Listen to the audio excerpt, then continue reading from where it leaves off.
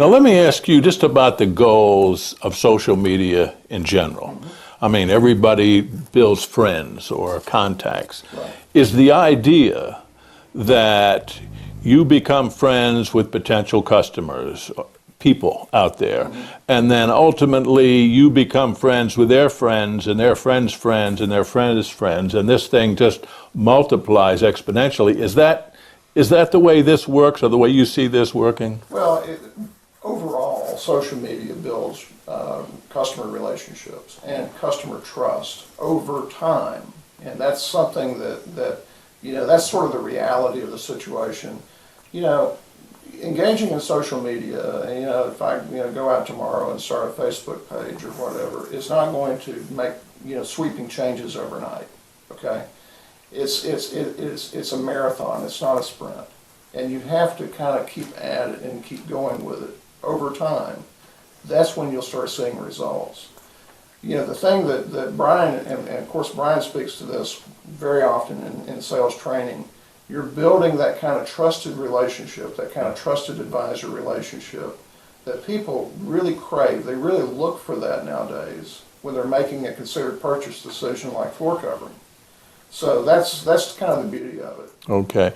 So then you make friends with people aside from floor coverings, really, and then somewhere down the road when their needs include floor coverings, you're their friend, you're the guy that's going to get the business or first not. It's creating the awareness, and it's staying top of mind. It's being a part of the conversation when you're talking about home decor, when you're talking about home improvement, those kinds of issues. So. And compare that to traditional advertising, for example, which also may take a while to have an effect, unless it's we have a sale call to action, 30% off tomorrow kind of advertising. Image advertising, other kinds of advertising take a while to have an effect. That advertising was one directional, and you hope your message has an audience, somebody pays attention and acts on it. But with social media, it's two directional. It's a conversation. In fact, it's three directional. You to the potential customer and back, but the customer to everybody she knows as well. So instead of your communications being 1 to 10 or 1 to 100, who do I know in my family and my neighbors, it now becomes 1 to 1,000, 1 to 1,000,000. It's much better math when you do it effectively. It's the classic force multiplier of your message. Yeah. So then you have a satisfied customer as a floor covering retailer. You go to them and say, if you feel really good about this, do a review. I mean, is that part of this, do you think? A lot of businesses do that, absolutely. They're not shy about doing that. It goes a long way. I mean, you see that on the internet, it seems to me it goes a long way. Let's face it, there are also unhappy customers. There are also bad reviews that get out there, which is another reason why businesses need to be engaged. They need to understand that today's business reality is that people will talk about you and they will find public forums to do that. So, you can either, kind of bury your head in the sand and pretend like they don't exist, or you can be aware of them and keep pushing out positive information about your business and about what you do. So, and even with customers who have problems and might post a negative review, how you respond can greatly restore their customer satisfaction, and there is no satisfied customer like a customer who had a problem and was well taken care of in terms of the power of their message to other potential customers. Yep. To get them to write a positive review after the negative one. It's like they heard me.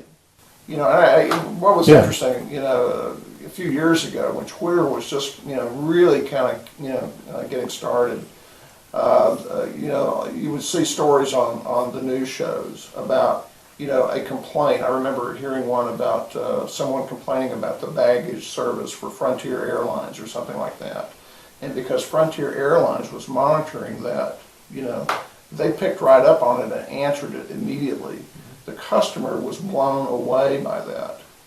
They actually heard me. They actually care about my experience, and they want to fix it. And so retailers have an opportunity to do that. And as Brian said, kind of win the hearts and minds of them. Yeah. And the bottom line is more and more people every day are getting on one of these social media sites. Oh, yeah. I mean, this is the future, like it or not. Oh, absolutely. I mean, again, it's what we talk about, like 5 or 10 years ago. Having a website was a big deal, right? Yeah. Before Well, that, should I have a cell phone? Yeah. That seems Right, exactly. silly in hindsight, the way things have played out. Yeah, but now it's a necessity. Yes, it truly is. Now, let me ask you about content. You had mentioned before style, color, what goes with what. I guess maintenance is a good topic. Do you brush on topics that don't necessarily have anything to do with floor coverings? You know, it's funny. You know, I run a couple of sites, you know, for clients and stuff like that. You know, and definitely, you know, we're in the floor covering business. We're in the home decor business. But, you know, people who are interested in that are also interested in actual recipes, you know, or they're interested in, you know, how to throw a party or how to entertain guests.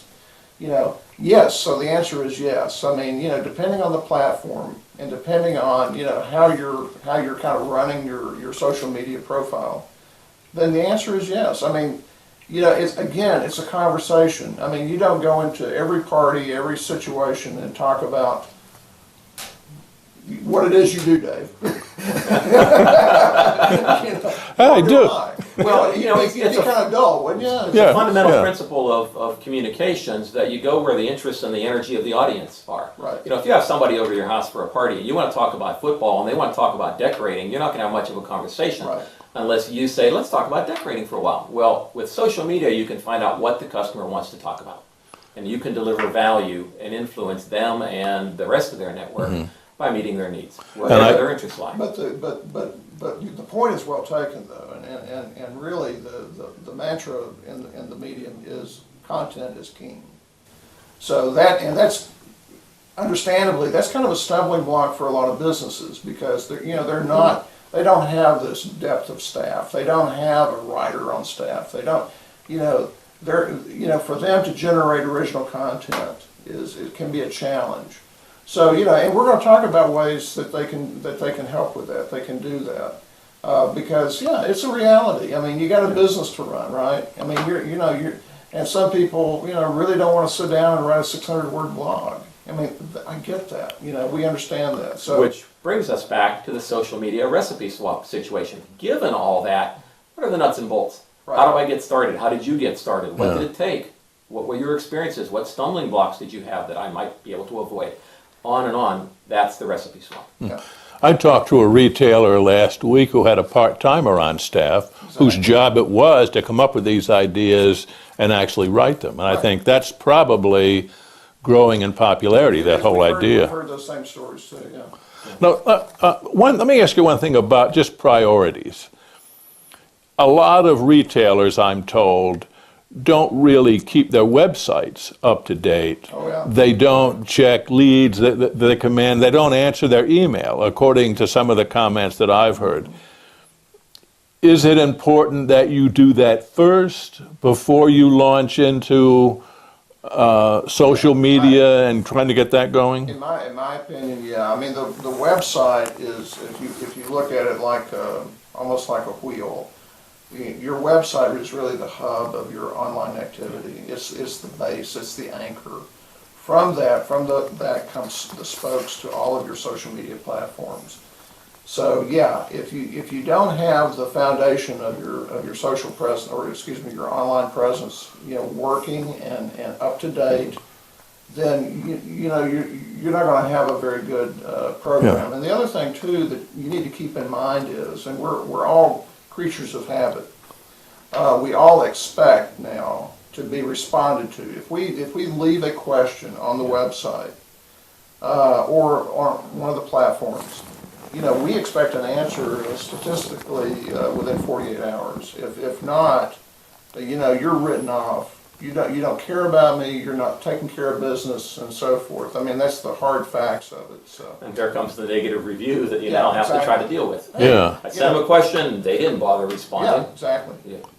But the website is still the mothership here. I mean, they are going to come on the website. That's the way I look at it. Yeah. That's the way I look at it. Although we have been told, I mean, in seminars that Brian and I have done from retailers that, they'll put Facebook above their website as far as a driver for their business. They've taken it that far, which is terrific. That's fine. So now, the little logos, the Facebook, the Twitter, they should be on your site. Badges, yeah. I mean, obviously, I mean, they represent the platforms that you're active in.